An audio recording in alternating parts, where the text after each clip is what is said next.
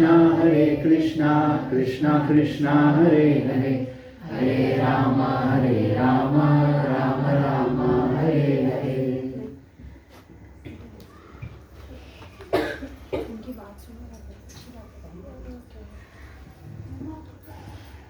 So I have done this presentation on spirituality and emotional intelligence primarily for newer people, Western new people. Yet I feel, based on 2 decades of being in the association of devotees, not necessarily advanced, well, being in the association of devotees, I feel like this topic is also important for everyone, right? Thank you so much. One of my interests has been devotee care. In fact, one of my new services is to lead and implement devotee care initiatives in the greater Chicago ISKCON temple called ISKCON Naperville. And they're building this huge edifice. For Janmashtami, we had 10,000 people come through. I mean, it's a burgeoning temple. It's growing really fast. And so now I've been tasked with a pretty interesting service, one that I don't feel qualified for, but yet I feel very passionate about. So devotee care is something that I feel is really important. And one of the things that I've done is take training from a Corona Care initiative that's taken place in ISKCON, which is pastoral care education and life crisis and grief counseling, among other things. So this presentation is sort of like from some of that training, marrying modern modalities of psychology and care with our ancient scriptures. Does that make sense? So I've never done it for devotees before. So we'll see how this goes. But I feel it's really relevant and important to devotees as well. And one thing is that, do we have your other microphone set up? Yes. Okay, so I'm going to need one of the young people, whoever's going to be a good helper, to run around with the microphone, because we'll have some interactive pieces. You want to run? Okay, good. You have to switch it Just on off. don't trip over yourself as you carry the mic around. Okay? All right. So why am I presenting this topic? Spirituality and emotional intelligence. Spirituality, that is the pursuit, let's say this pursuit of bhakti in our case, the pursuit of finding who we really are, the self, and connecting with God, whatever that means to us. That pursuit of spirituality without emotional intelligence. And I'm going to explain what emotional intelligence is, but Hare Krishna, Rajas, how do you go? Did you get initiated or did I mess up your name? Yes. What's your name now? Ramapriya. Ramapriya. Hare Krishna. So, spirituality and emotional intelligence. So, spirituality without emotional intelligence. If one pursues Krishna consciousness without self-awareness, without sufficient self-awareness, then what it is, it's a disturbance or pretense. I'll say that again. Spirituality without emotional intelligence is a disturbance or pretense. And the other way around. You might find people who are quite emotionally intelligent. They have good self-awareness, they can be very empathic, they can be good communicators, etc. Yet, without spirituality, emotionally intelligent people don't have a foundation. It's flickering. It's here today, gone tomorrow. And so, today we're going to look at the Dhruva story from this perspective. Everybody knows the Dhruva story, yes? Anyone not know the Dhruva story? Raise your hand. Anyone not know the Dhruva story? No? Awesome! I get to tell it again. Not know the Dhruva story? Okay. Okay, it's a really fun story. So we learn how we're going to look at several models of emotional intelligence and then kind of superimpose that upon the scripture and sort of cull some very pertinent lessons for ourselves. All right? Okay, so what is emotional intelligence? Maybe I'll take that slide away and do a little test. Not test. Means share with me your perspective. What do you think emotional intelligence is from your perspective? And if you don't want to contribute, I will call on you.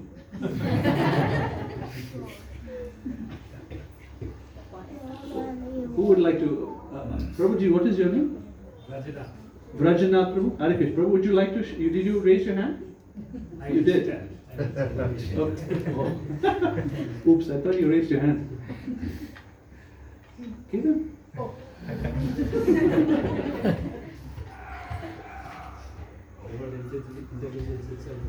You might have to turn it on. Hare Krishna. Prabhuji, the word intelligence itself is a problem for me, but I'll still make an attempt.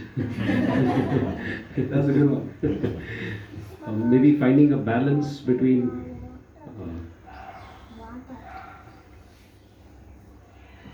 not too, I don't know, just finding a balance between not being very sentimental and being practical. Yeah. So balance between sentiment and being practical and rational. Huh? Maybe? Okay. Okay. You raised your hand? I speak later, I forgot what I wanted to say. Oh. Anyone else? We'll take two more. What do you think emotional intelligence? Yes, what is your name, Prabhu? Vilay. Vilay. Villai. Okay. Can you give? Emotional intelligence, I think, a dear person to us, hearing whatever he says without applying our intelligence is, I think. So someone who's listening to you but not applying the intelligence while listening to you. No, That's interesting. I am hearing from him without applying intelligence. Okay. One who is very dear to me. Okay. Thank you. One more. What is emotional intelligence? Dr. Sri Ram Prabhu. Shamsuddin, would you like to share? Yes, Mataji. What is emotional intelligence to you? Balance between mind and the heart. A balance between the mind and the heart. Like my son is saying that I want to eat chocolate, and his teeth is not right. I should not, even though if he is crying, I should control. Like that. Okay.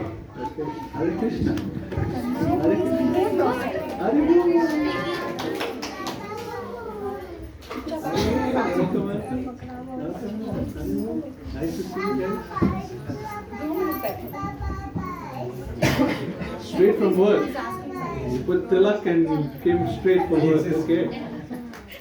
All right, everybody.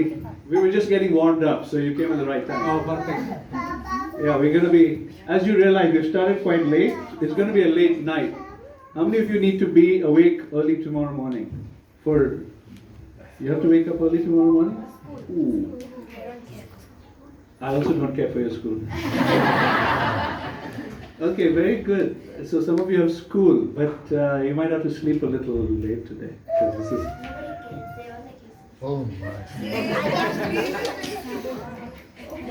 All right, shall we continue? Shall we continue, guys? All right. So let's settle down because I think there's a lot of disturbance going on. Are we expecting more people? Few more? Okay. Do you know where they're going to sit? Can we plan that now so they can be directed immediately without sort of a break in the flow? So, maybe few devotees can move there. Yes. Few devotees can come.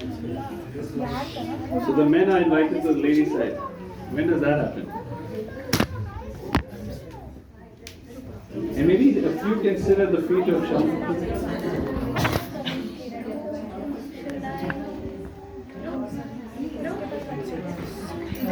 Can I have one more point on You emotional? want to add more one? Yeah. Okay, do it really quick. Can you give him the microphone so you can add one more? If you want to take it, you can take it. Hare You should Krishna. focus on him and this month. Hare Krishna. Yeah. this is my thought, not blindly following the people what they say.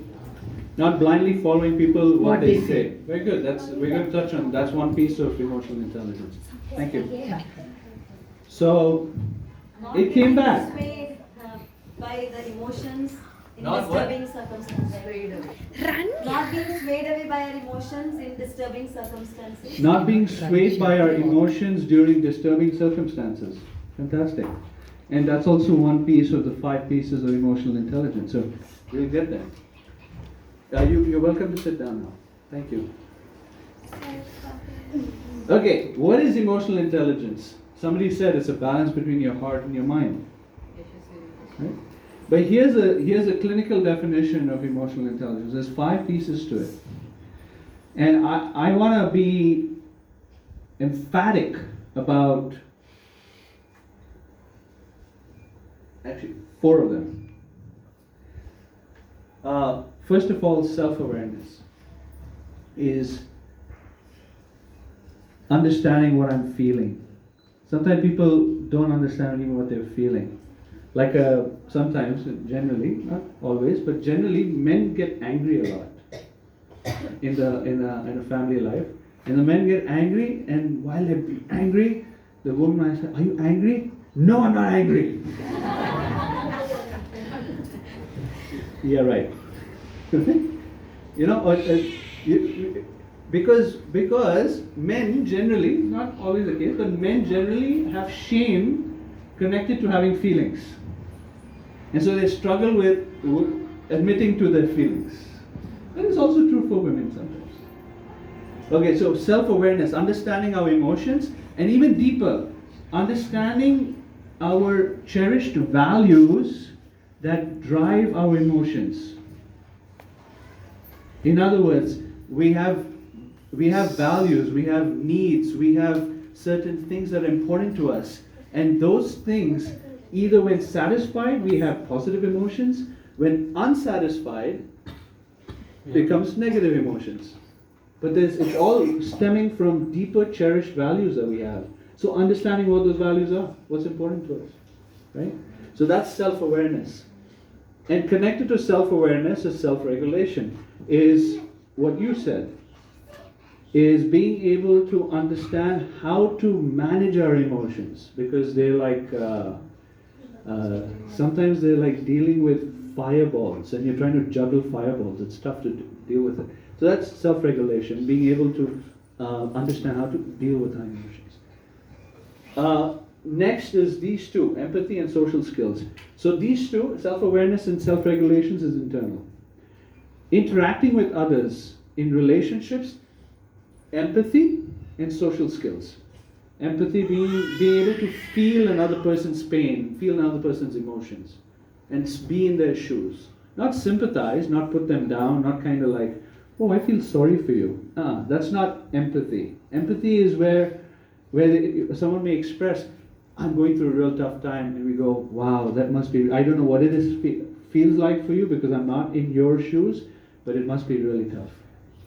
That's empathy, where you validate another person's feelings. So, and then social skills, being able to communicate very effectively and lead people and so forth. And then motivation, what this young gentleman said, is not just following what somebody says.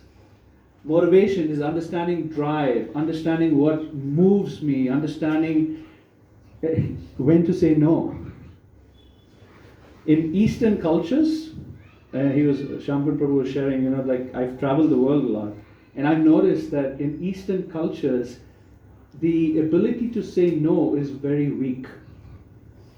Have you noticed that? Yes. It's very weak, because we're governed a lot by our communities and what community acceptance or not acceptance is there. In Western cultures, it's very individualistic. In fact, Western societies was built upon individualism, where people were fed up with the church and they left church environments to move to places like America and say, we're independent and we're going to, live life in sort of an independent way. So anyway, understanding motivation is really important. Okay. So I'm going to show you now two, that's emotional intelligence. This is something called Maslow's hierarchy of needs. He was an American psychiatrist, psychologist, that presented, we all have these cherished values of needs, and they start at a very base level, physiological needs. Like we all need water, we all need food, we all need air, right? That's physiological. We need sleep. And his theory, which I'm going to sort of contradict a little bit using the Bhagavatam, his theory is unless you satisfy these lower needs, you can't get to satisfying your higher needs. So, higher needs, let's say the highest need there is self-actualization or self-realization or Krishna consciousness. Unless you have food, air, water, you can't really be Krishna conscious. That's his point.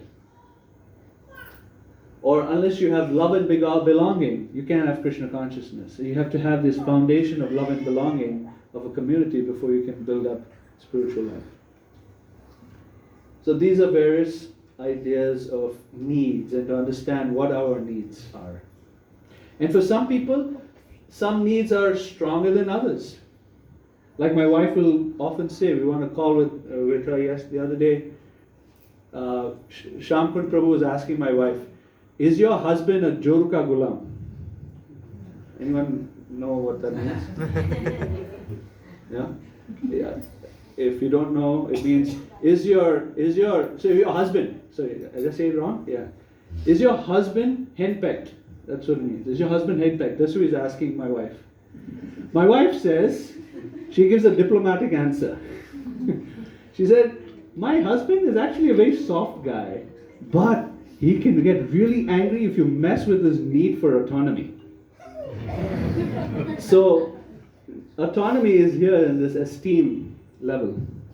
So I do have a very strong need for autonomy. I like being autonomous. I like being independent, making my own decisions. It's very important to me. And if I know that someone is tugging on that, it really bothers me. And so, for some people, that's not so important.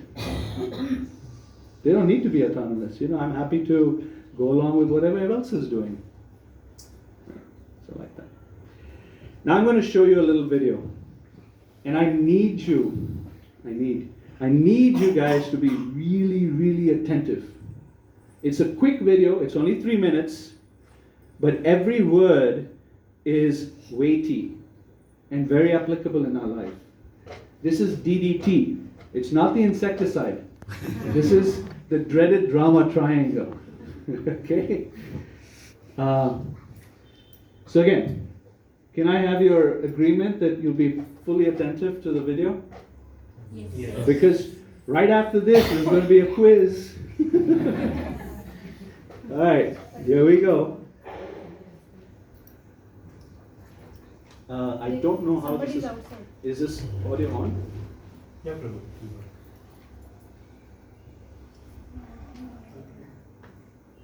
Are you working from presence or the drama triangle? Brought to you by the Conscious Leadership Group. Find them on the web at www.conscious.is. Conscious leaders know the difference between working from presence and working from the drama triangle. Presence is above the line and drama is below the line. Most leaders and most organizations spend most of their time in the drama triangle. Let's start from the beginning. Make sure everybody can hear it. Are you working from presence or the drama triangle?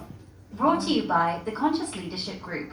Find them on the web at www.conscious.is. Conscious leaders know the difference between working from presence and working from the drama triangle. Presence is above the line and drama is below the line. Most leaders and most organizations spend most of their time in the drama triangle. Drama is characterized by blame, wanting to be right, toxic fear, and adrenaline. Like good dramas of the movies, all drama has characters that play certain roles. The drama triangle has a hero, a villain, and a victim. The job of the hero is to seek temporary relief. The keyword is temporary. The hero is the one who gives a hungry person a fish sandwich rather than teaching them how to fish. The hero doesn't want others or themselves to feel bad.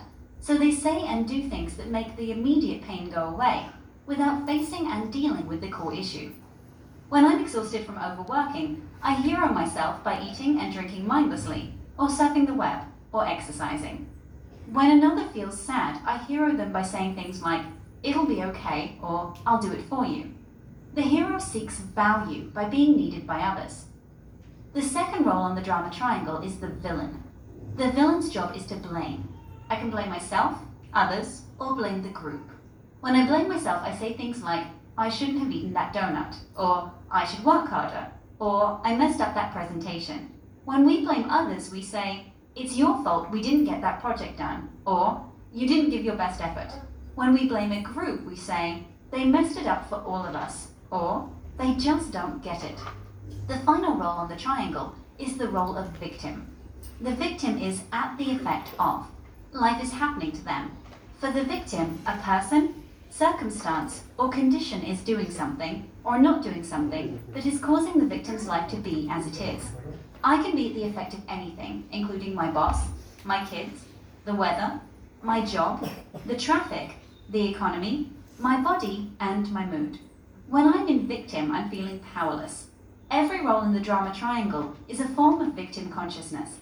And in the end, everyone is trying to prove that they are the biggest victim. When people and teams work in presence, the roles change. The victim moves from victim to being the creator. They take responsibility for their lives and stop complaining about what is happening to them. The villain becomes the challenger. Challengers bring healthy pressure to the creator to support them in facing and dealing with their lives in a way that creates a breakthrough. Unlike the villain, they don't blame or criticize. In presence, the hero becomes the coach. The coach doesn't try to fix anyone. They see everyone as fully empowered creators of their own lives and seek to support them in taking responsibility for creating the life they most want. Leaders and teams that learn to play in the creator, coach, or challenger roles of presence find they are more creative, engaged, aligned, and energized. They have more fun and get more things done. So, are you working from presence or the drama triangle?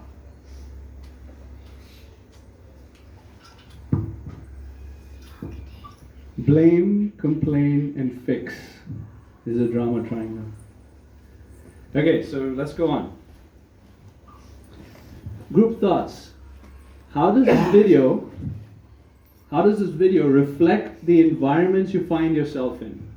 Either be your family, in your work place, or in your school. Do you see the drama triangle playing out? Do you see the presence or the empowerment triangle playing out? What do you see happening? That's one question. And the second question is, which characters do you most resonate with on those two triangles?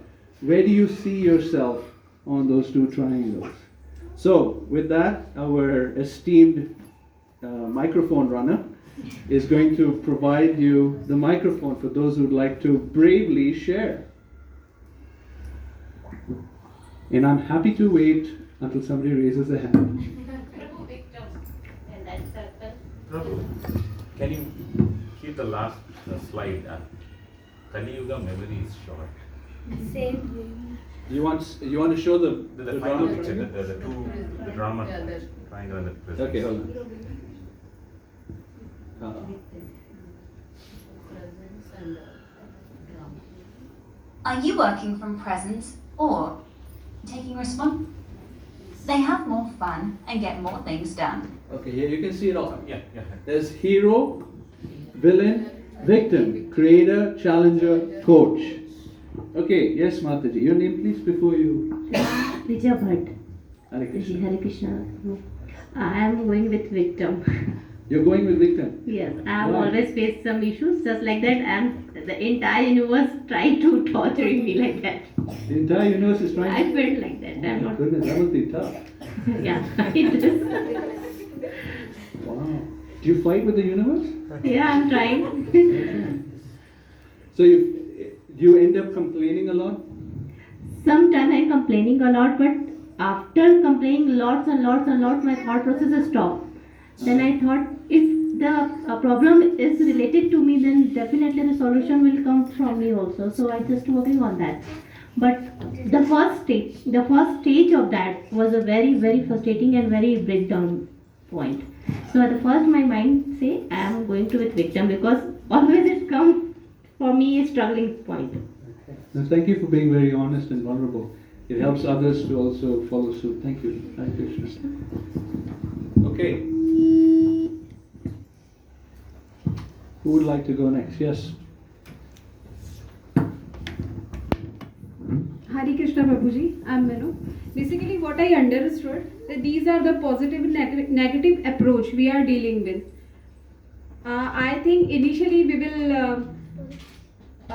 think we are victim. Initially, when the problem arises, negativity comes first. We will start thinking about it, and definitely then we can go to the positive approach. But right now, we are trying to understand self-motivation and whatever emotional intelligence we are trying to understand and getting them. But right now, the drama is going on all around us. The drama is going on all around you. Yeah. Like in family? Everywhere. Everywhere. Yeah. In your When the problem building that arises, you're we think we living. are victim. We are victim. We are trying to means what the solution will be. But first we are the victim. Then we understood the problem. What will be the solution? Will definitely we will try to go with the second one. What is that? Okay. Sorry. Creator. You want to try? I guess what? Let me capture what you're saying. Is that when you first deal with a situation that's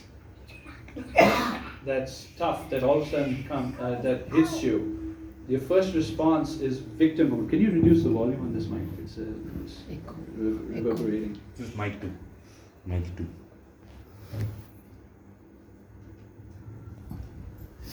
So, thank you. So as soon as that happens, the default We felt response like we are victim. is this. Yeah. And then there's a struggle to sort of get out of victimhood and get to more of a present That's state. the only way we can get out from the Okay. situation. Okay, thank you. Anybody else? We'll take two more. Yes, Mataji.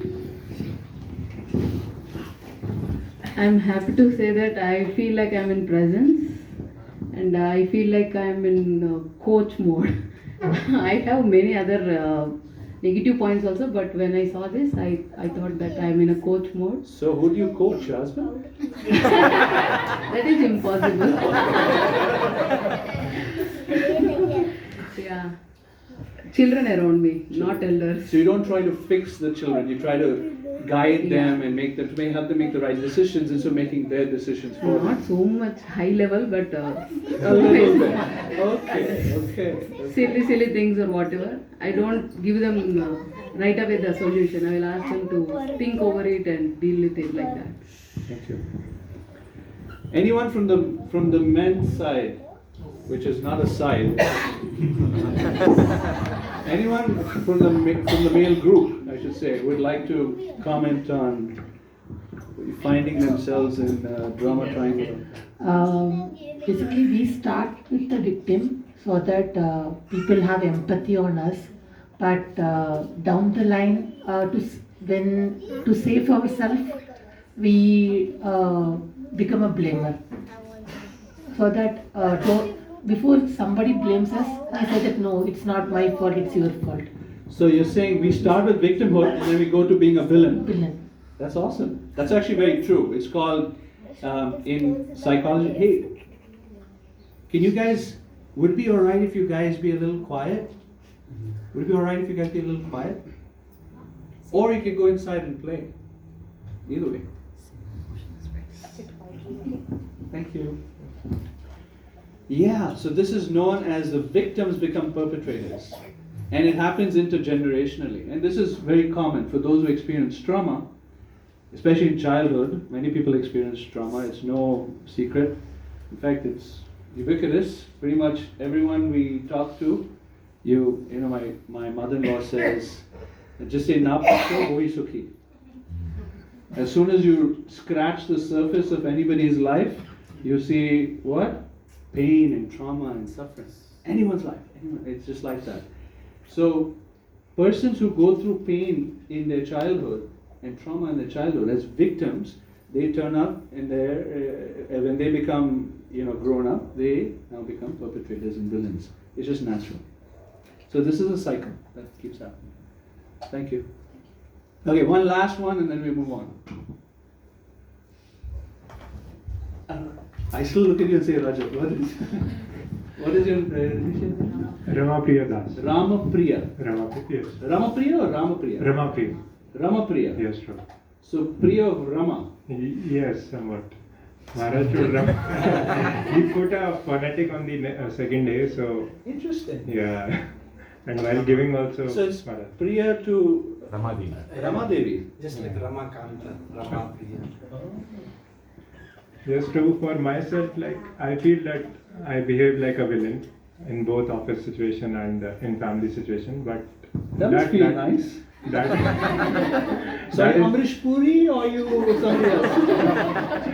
No, immediately like detecting the faults. As soon as something bad happens, then immediately I can detect what all is the cause of that. And then like finally when I like do some contemplation and do some mood of goodness thinking, then I become the coach basically. Like then I try to look introspect myself that like we might have second guessed wrongly. So it takes some time to go from villain to coach, but yeah, mostly it is on the villain platform.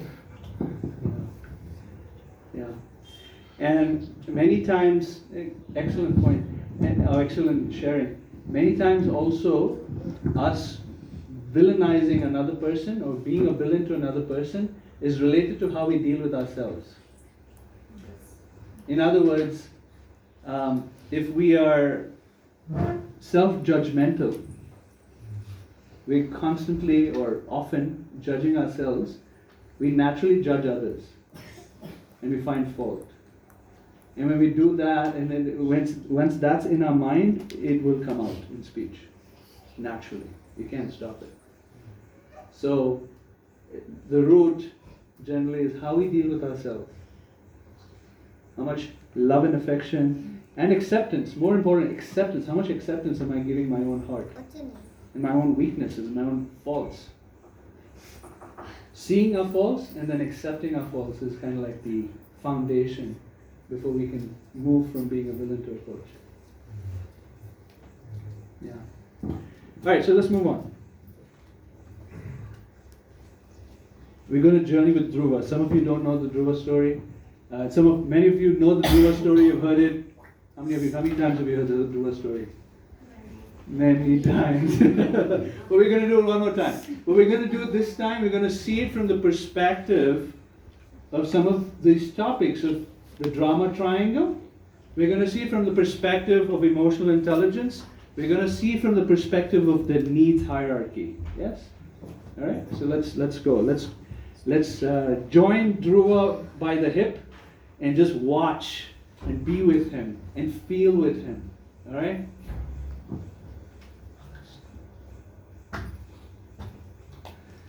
So once upon a time, in a place far, far away from here, there was a young boy named Dhruva. He was the son of the son of the son of Brahma, the creator of the universe. So Brahma's son is Swayambhuva Manu. Swayambhuva Manu's son is King Uttanapada. King Uttanapad's son is Dhruva.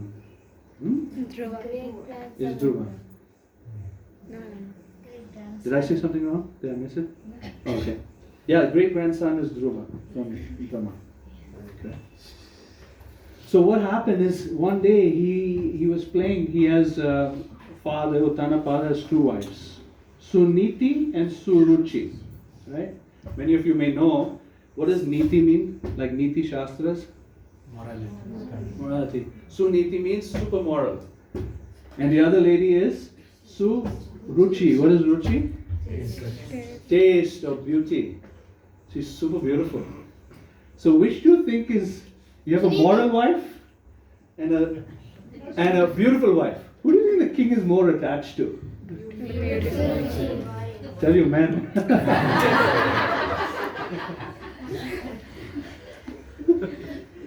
What do you do with them? Can't live with them, can't live without them. So the king was more attached to Suruchi. And Suruchi's son was Uttam, the boy sitting on top of King Uttanapal's lap. And Suniti's son was Dhruva. Dhruva was actually the elder son from the two. Now, Suruchi was given more attention because she was more beautiful and she was given a prominent place in the palace. Suniti was sort of kept to the side. One day, Dhruva wanted to sit on his father's lap. Do you ever want to do that? You're probably too old now. Do you ever want to sit on your father's lap? Sometimes. Yeah. So he wanted to sit on his father's lap. Uttam was already sitting on his father's lap and he reaches out. And his father doesn't respond first. So it's a little bewildering. But then his stepmother comes out and look at her body language. Doesn't she look like a nice person? Looks like a teacher. Looks like a teacher.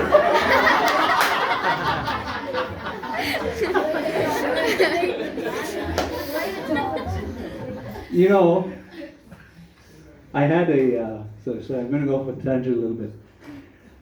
So I've been trying to build a team, in my workplace, and I found so I met someone in Pune. I go to visit Pune, my parents are there. I somehow found someone in Pune that I'd worked with before, and I brought him to the United States. I got a visa for him, and he moved with his family. And he says to me, like I said, every time I have a one-on-one with him, I'll ask him, how's your family, how are your kids? I know it's hard to settle down in America, right? When you're in India, it's such a communal feel, things are very different, you get milk at your doorstep. America is not like that. It's very individualistic, it's cold, it's weird, people have weird ways of doing things. So how are your children doing? My children are having a great time. I'm totally surprised actually, because they left all their friends and got to the United States. He says, because the teachers treat the boys so nicely.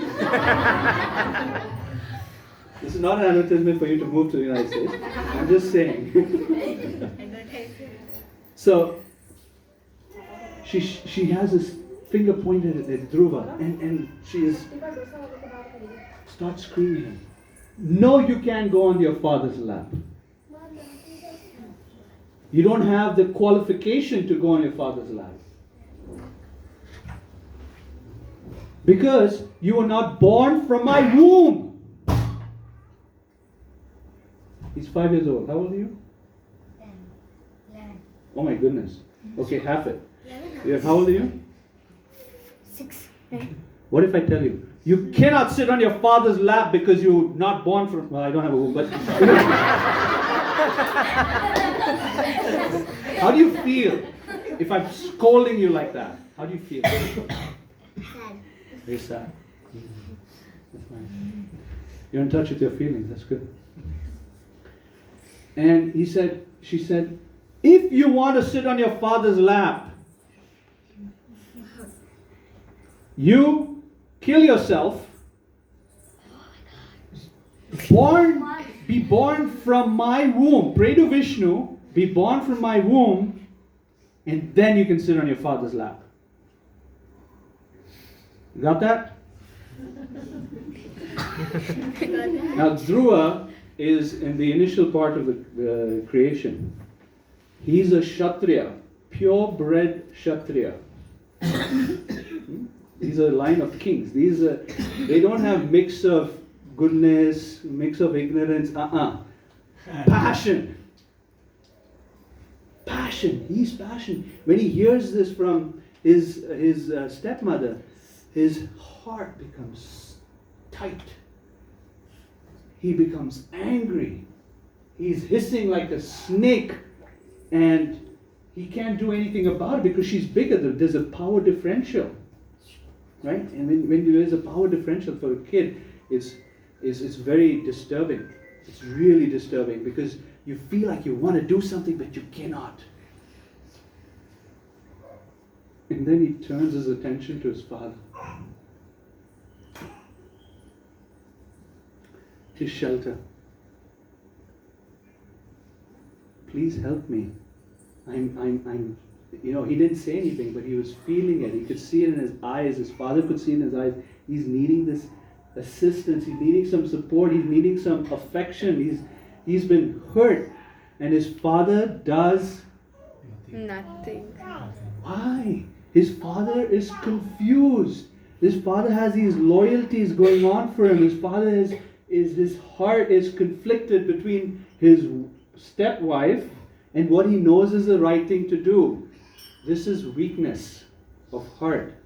You know what's right to do, but you can't do it.